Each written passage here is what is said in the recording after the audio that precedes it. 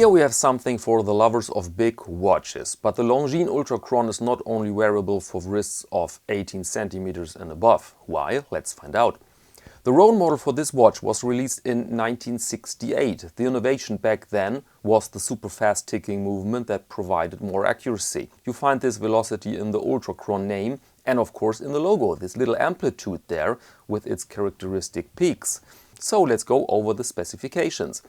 We have a dive watch with a case diameter of 43 millimeters, length lug to lug is 48, thickness 13.6 and the lug width 22.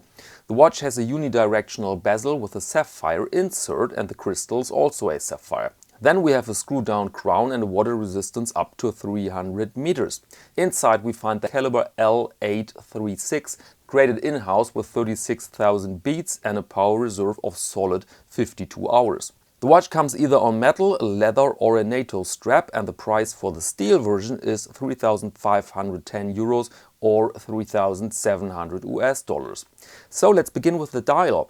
There we see the strength of Longines. They make handsome watches. I mean, this is a very functional piece. Note for example the grainy texture of the black dial for a maximum of legibility. But they've managed to turn this functionality into something beautiful with these advanced indices for example, and especially with the red color on the minute hand that matches the bezel scale. In general we have an attractive mix of materials and tones there. Grainy black, steel, red color and lume.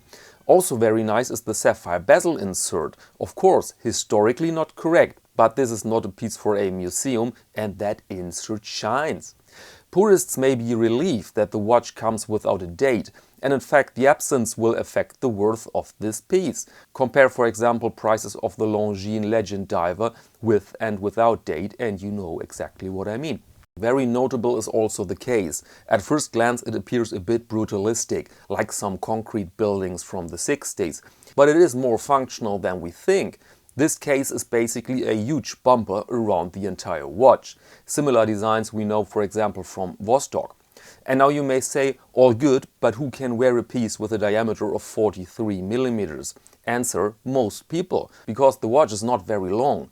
You find many watches with a case diameter of 40 with the same 48 millimeter length. So if your wrist is bigger than 18 centimeters, you have a pretty good chance that this watch looks okay. Inside we find the mentioned L836 movement. The interesting facts are the high beat rate and a certified precision beyond the performance of a normal chronometer. These movements are tested in various positions, exposed to heat and cold, and they show a tolerance of about 1 second a day. So this is one of these watches you set maybe twice a month. And of course we will see the debate if this movement really is in-house Longines or in-house Swatch Group. I personally don't care so much about that. Price. Everything over 3.5 grand for a Longines is something hard to swallow, yes. But I think it's very likely that this watch will be a success. There's everything in there what watch fans love. A dominant appearance, advanced technology inside, good heritage and overall a very appealing look, in case of course you like the genre.